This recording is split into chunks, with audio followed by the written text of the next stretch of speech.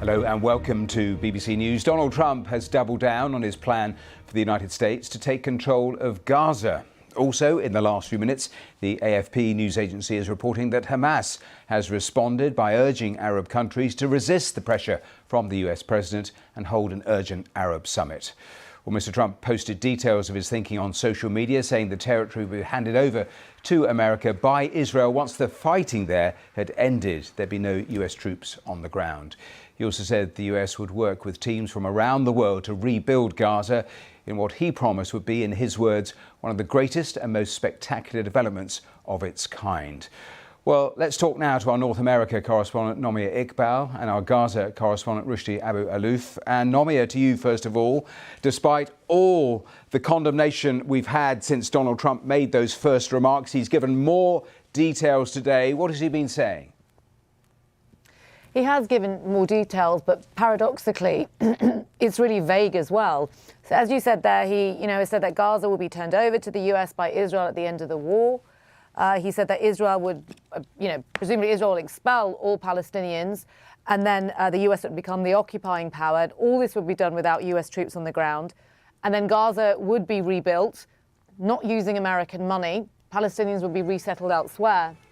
But it is confusing because, bear in mind as well that Donald Trump has sold himself to his supporters, and this is what they love about him, as someone who doesn't believe in nation building.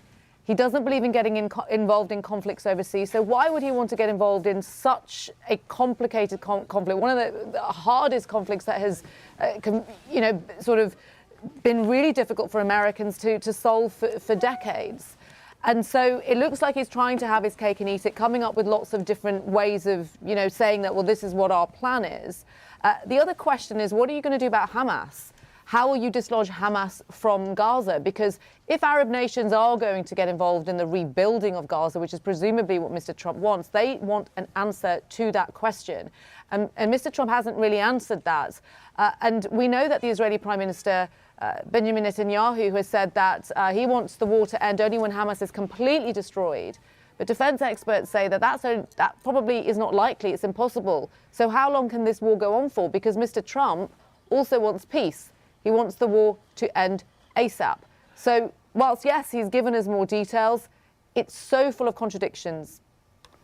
Nomia, just briefly, in those original comments, he talked about moving Palestinians out, enforcing that it would be permanent. The White House forced to actually row back and water down those comments.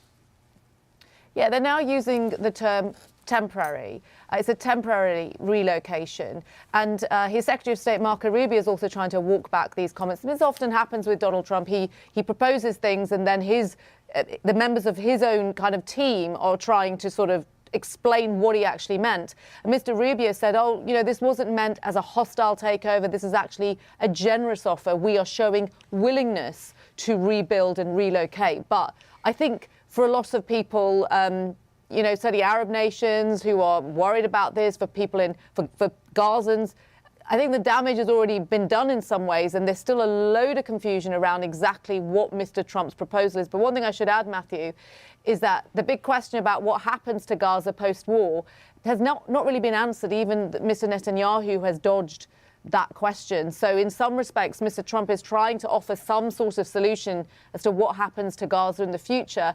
But it is, of course, a hugely controversial one, and one that's probably not going to get any backing from members of his own party.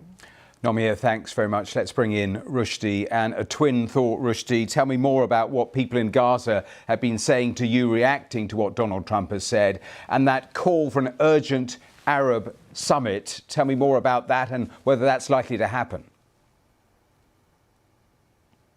Yeah, there is very big confusion because a statement after statement from Donald Trump, but nobody knows exactly what's the plan is. But no, for Palestinians, no matter what the plan is, they're all rejecting the idea of displacement or leaving Gaza.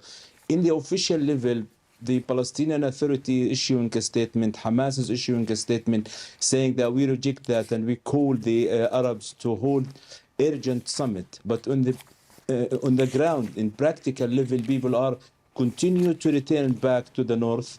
So they are in practice refusing the idea by returning back to Gaza City. Well, they all know that Gaza is almost destroyed, especially the northern part that was subject to a very tough Israeli operation, what meant to force the people out of their villages and towns in the north. We have seen a 100-day operation by the Israelis, and everybody believed that this was the idea behind the operation, is to force people out. Many people, yes, did left, but those who remains, Palestinians call them heroes, because they fought for the last minute this idea of displacement. In general, all Palestinians, even though some of the people who are wanted to leave Gaza, they want to have their right to return. I've spoken to Palestinians in Gaza today. Many of them said, yes, we are happy to leave Gaza, but we need to have our right to return, not like what happened back in 1948 when their grandfathers and their family left what is now called Israel, and they haven't returned back. So the people on political level, they want to have their rights to stay in Gaza, and even if they leave, they want to have the right to return.